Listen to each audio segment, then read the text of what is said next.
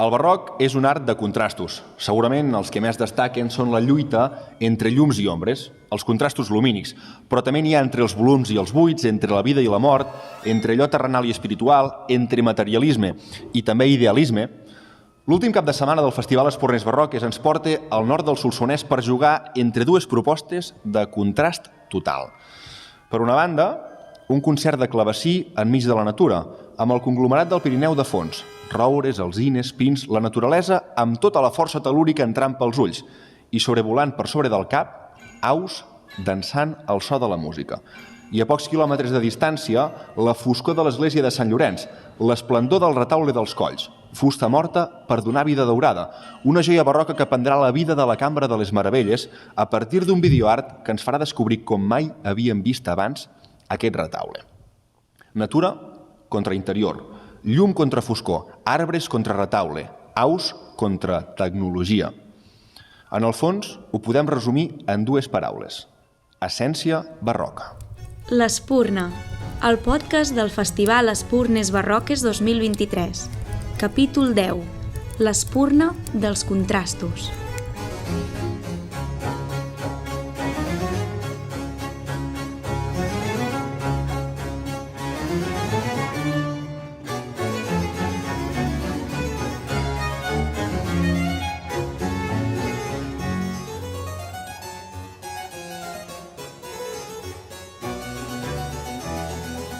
Estem al Solsonès, a Odèn, al zoo dels Pirineus, amb l'Estània Cuspertova, ho he dit bé? Sí, correcte.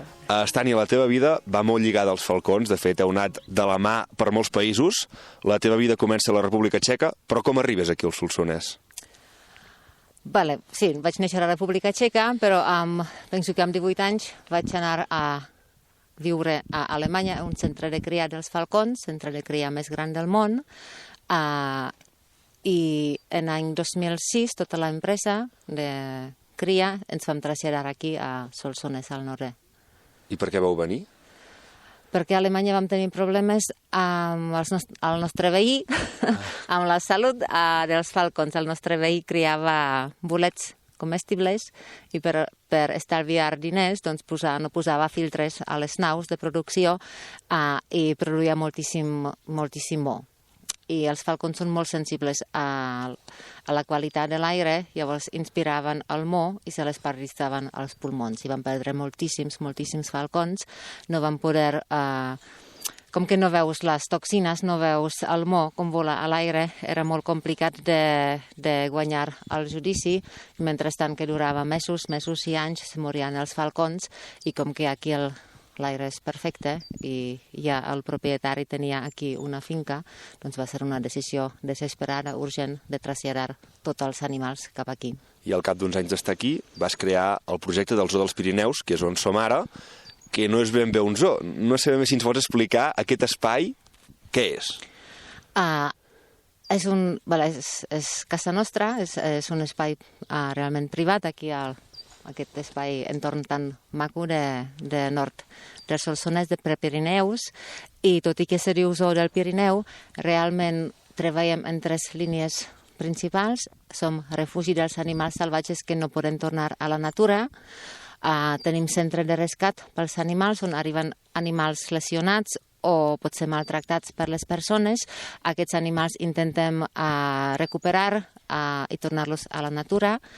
I un tercer pilar molt important de la nostra tasca és l'educació ambiental. Intentem prevenir. Intentem prevenir que aquestes coses passin en el futur. Abans em deies que és un projecte molt únic a Catalunya i a Espanya. Per què decideixes crear el Zoo dels Pirineus? No era la idea principal. Arribar fins aquí vam començar, clar, jo com especialista en aus rapinyaires, simplement volíem que la gent conegui la increïble riquesa natural del país. Llavors va començar més en ensenyar a la gent els animals que viuen aquí, perquè vam veure amb el meu xicot que els nens coneixen lleons, tigres, però no coneixen els animals d'aquí. Llavors va començar amb aquesta idea. Però va començar a arribar els animals, aquests rescatats que no poden tornar a la natura, va arribar la primera guineu i tot va... Vull dir que com que treballem amb animals, tot el parc té la seva dinàmica, la necessitat dels animals salvatges, la necessitat de la gent que els troba també, i jo simplement intento una miqueta controlar que no se'ns vagi de les mans. Llavors vam començar amb una idea, però ara mateix estem agafant una direcció molt més àmplia. Per tant, els animals que veu la gent quan ve aquí a visitar-los, a l'exhibició de vol, al toca-toca, a les gàbies, no són animals que podrien estar a la fauna, a la flora salvatge, diguem, sinó que estan rehabilitant-se. No! Els animals que estan en rehabilitació, que estan destinats a tornar a la natura, aquests animals no els veuen els visitants, perquè intentem que hi ha contacte mínim amb les persones per augmentar la seva possibilitat exitosa per tornar a la natura. Els animals que veu el nostre visitant són animals que ja està decidit des de l'administració que aquests animals no poden tornar a la natura. Molts animals són a causes d'estar humanitzats, de passar molt de temps amb les persones, i són just aquests animals que després treballen cara públic en aquestes activitats que has mencionat. I per la gent que no ha vingut mai i no sap què és el zoo, quin tipus d'animals ens hi trobarem? Tal com has dit al començament, jo estic especialista en les aus rapinyaires, llavors, òbviament, veuran moltes aus rapinyaires. Dels ocells també tenim còrvids, tenim un corb que parla, amb veu, té un accent andalús, amb veu humana, i després tenim mamífers, guineus, senglars, cabirols, genetes, els animals que viuen aquí a Catalunya. Quants animals teniu ara, més o menys? En el refugi, aquests animals que no poden tornar a la natura són uns 150-160 animals de 55 espècies diferents. I com deies, també és molt important, a banda d'aquest aspecte d'atendre els animals que no podem tornar a la natura i de rehabilitar, donar a conèixer aquesta realitat. Per què és tan important, això?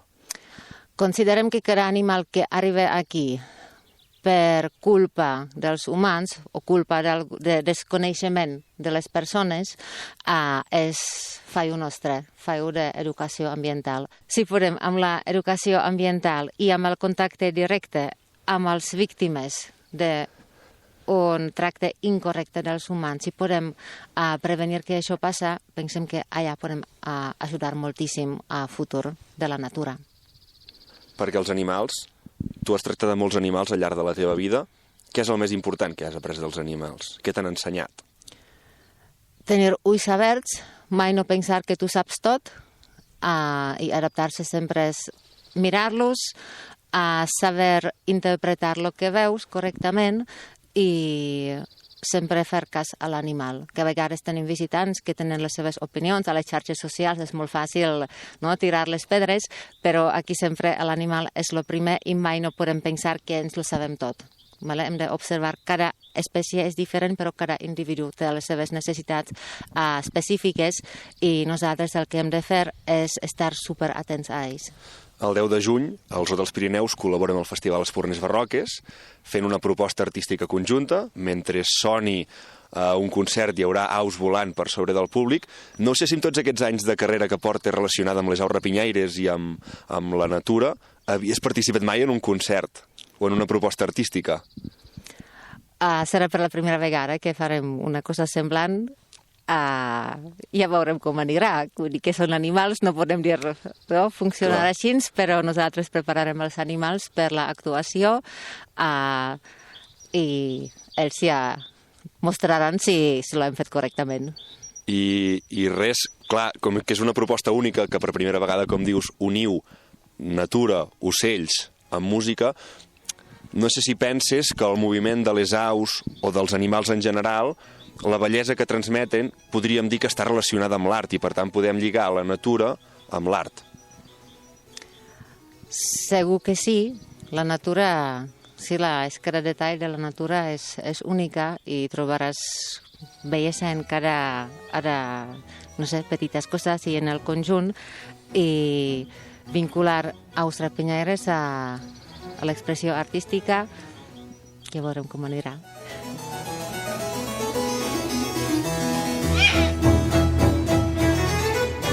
Ens tanquem a l'estudi per parlar amb el compositor Joan Magraner.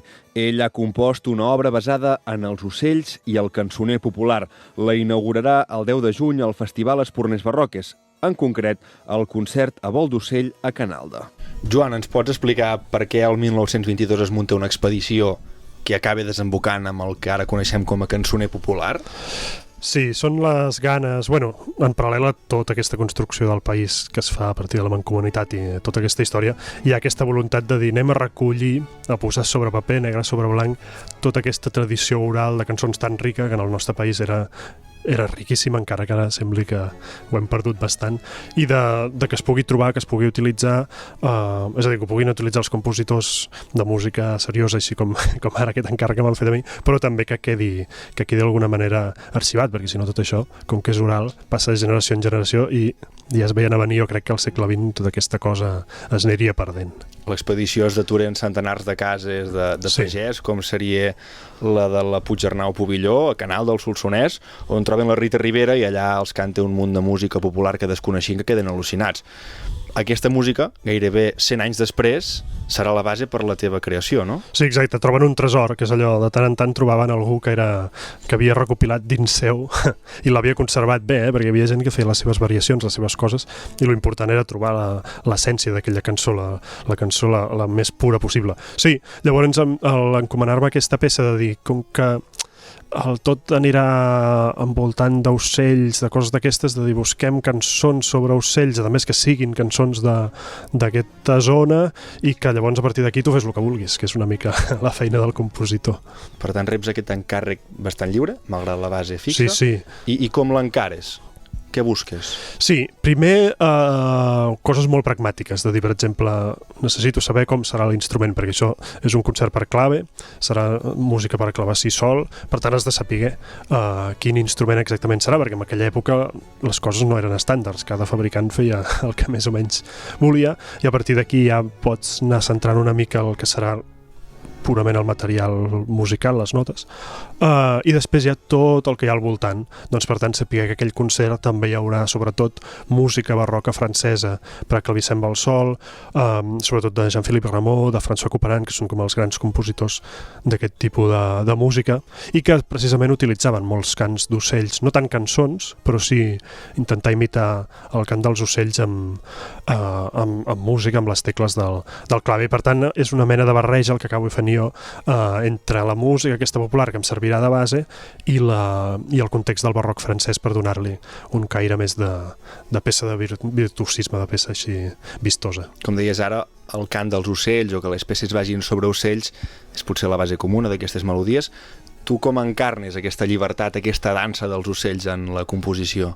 Sí, no, jo d'una manera molt a la barroca intentant com renovar els seus gestos, és a dir, de petites, de cop i volta figuracions, gestos molt, molt ràpids i molt repetitius, com que intenten imitar els ocells, sense ser una cosa allò de dir científica, d'intentem fer-los igual, sinó més aviat utilitzant el tòpic de l'art del que són el cant dels ocells.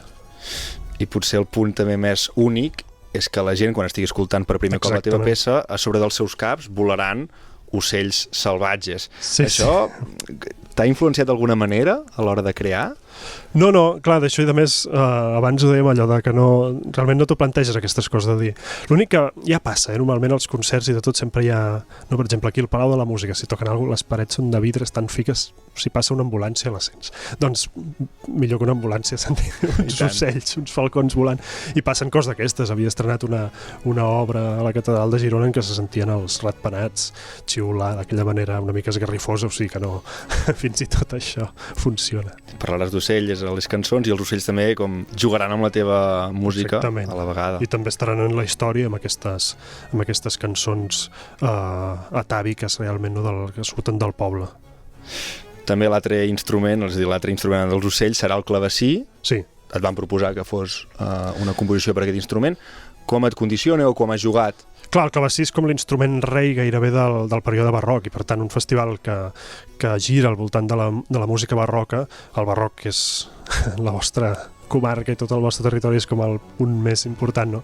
I per tant estava bé. Jo de fet no és la primera vegada que hi escric.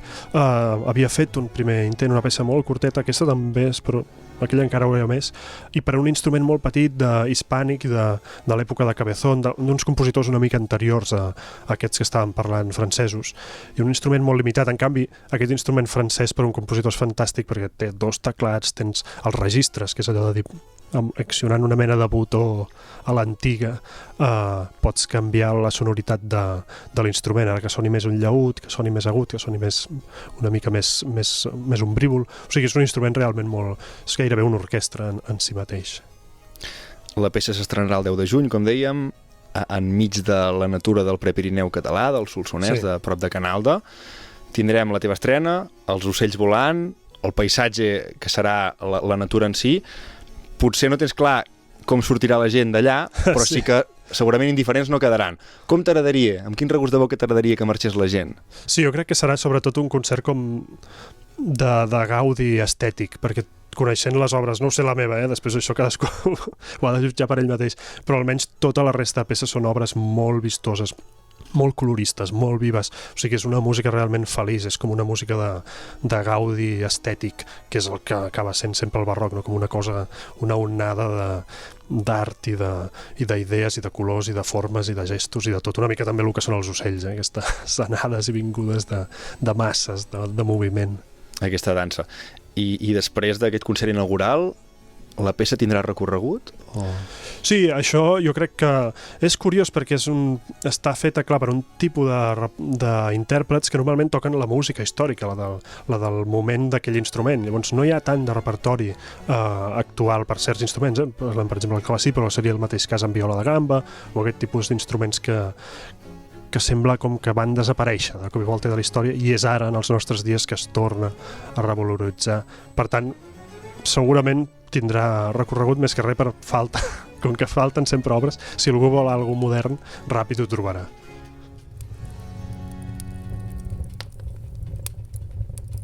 Abandonem la natura i tornem a l'interior. Marxem del Prepirineu i viatgem a la capital. Al cor de l'Ateneu barcelonès ens trobem amb 3 patrons per divagar sobre les contradiccions barroques. Ells 3 són l'escriptor Raül Garriga Sait, la doctora en Història de l'Art i professora de l'Autònoma, la Maria Garganter, i el director general del Gran Teatre del Liceu, el Valentí Oviedo.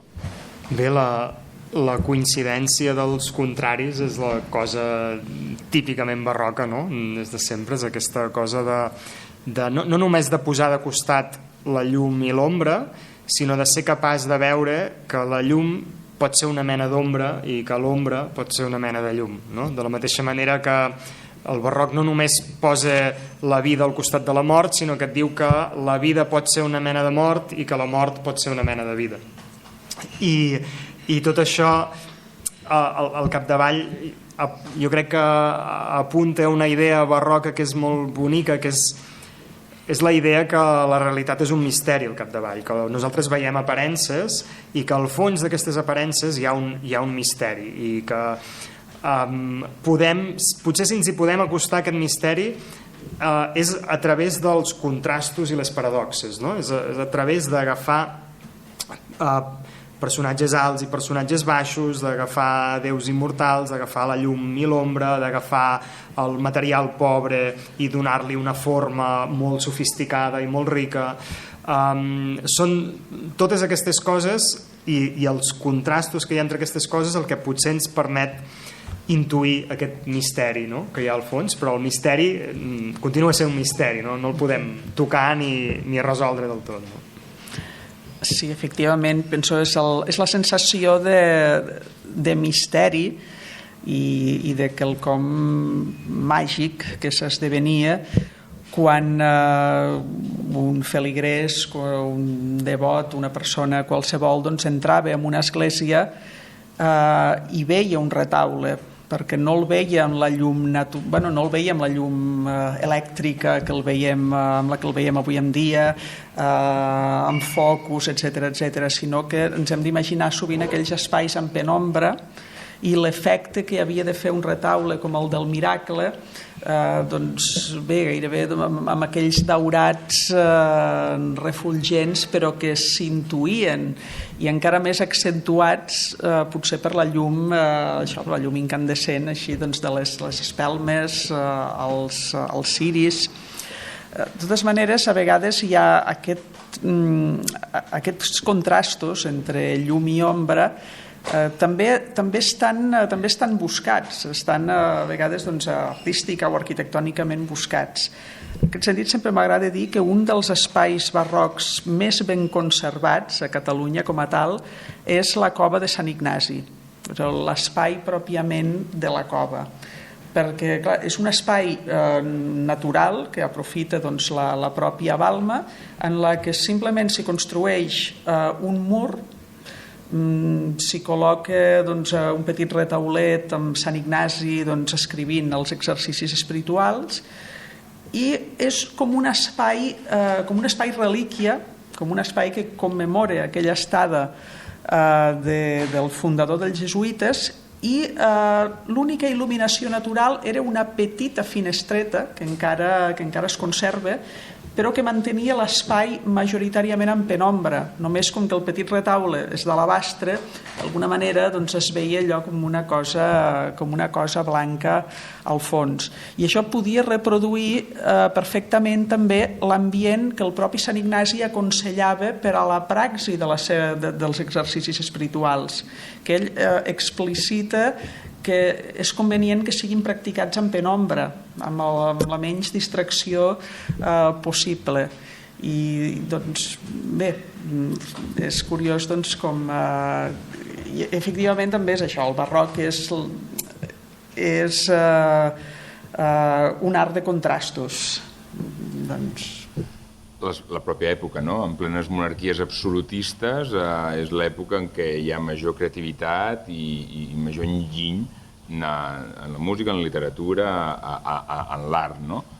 I això ha traslladat segurament a la pròpia condició humana, que som llums i ombres, i que tan sols assumint aquesta contradicció com a pròpia i no com a culpa, avancem i madurem, no? Per mi és la gran metàfora de les llums i les ombres traslladades a la pròpia condició humana.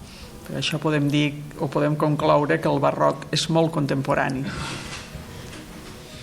Ja tanquem l'últim episodi del Festival Espurnes Barroques, del podcast d'aquest any. Ja s'ha acabat el festival gairebé. Ho fem amb un digestiu de luxe i de proximitat i amb el director del festival, el Josep Arcons. No sé si ens vols presentar una mica aquesta beguda que tenim aquí davant per tancar. Clar, aquí no es veu i com que hem estat gravant tots els podcasts se'ns ha refredat, ja serà freda, Marc, però és una infusió que funciona freda també. Es diu Bassadòria, a més, l'estem bevent just a davant, jo veig just la Bassadòria, que és la bassa daurada. També s'ha oxidat ja, aleshores realment té un color daurat preciós quan es treu la bossa d'infusió. És una infusió feta amb cafè gener, amb November Tea, que és la part herbal que tenen, que és una empresa de Cardona, on l'any passat vam fer precisament la cantada del cafè. Aleshores, és una infusió que porta regalèssia, porta Maria Lluïsa, porta trangina, porta timó, porta totes les herbes que van al voltant del foc, ja que aquest any el festival ha anat sobre això, i just porta una herba forània, que és l'anís estrellat, per fer honor a l'estrella, que és un dels emblemes que hi ha al Santuari del Miracle. Ja hem tancat el festival gairebé. No sé si ens vol recomanar alguna cosa, però, d'aquesta última setmana. Diria que Nala, com que aquest episodi va sobre el concert de Canalda, doncs anar a la passejada prèvia. A més es podrà tastar aquesta infusió precisament allà. Anar a la passejada prèvia, hi haurà també la galeta del festival, i anar a la passejada prèvia que farem per la Roca de Canalda, que és un lloc preciós, la farà el Marcel Camps, que ell és geòleg i s'estima aquest paisatge. Quan parla ho destil·la pels poros, aquesta estima. I a la vegada diria que com que això és molt a prop de Sant Llorenç, que la gent es pugui acostar a la proposta del matí del dissabte, dia 10 de juny, a Sant Llorenç. A l'Altar dels Colls? A l'Altar dels Colls. El festival ha anat passant des de 3 propostes de dansa el primer cap de setmana, 2 al segon, 1 al tercer, i l'últim cap de setmana la dansa física, que és la manera com humanament manifestem el moviment, que és allò que és més propi de la naturalesa, el moviment, doncs acaba desapareixent des de la dimensió humana per donar-li protagonisme a la natura. Aleshores,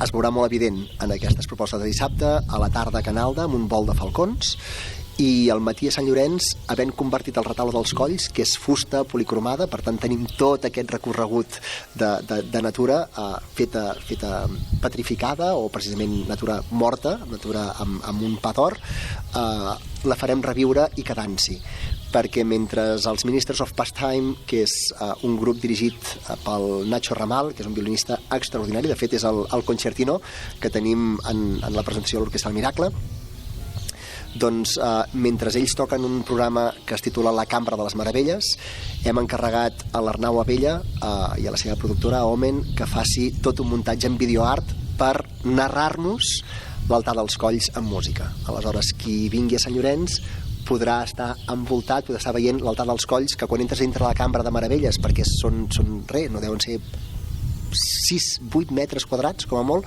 i estàs envoltat de barroc i això t'aclapara, doncs poder-lo tenir narrat i narrativitzat mentre es dona un concert, evidentment en projeccions, crec que serà una experiència molt... Segur que serà espectacular. Amb tu tanquem aquest 10è episodi, però amb tu també començarem l'11è episodi, l'extra que farem, l'últim, ara sí, de l'Espurna, d'aquesta edició del festival, que serà un episodi a mode de resum i tancament, amb diferents patrons per valorar com ha anat aquesta edició. Per tant, em guardo aquesta pregunta pel següent episodi. Doncs serà un gust poder-la contestar.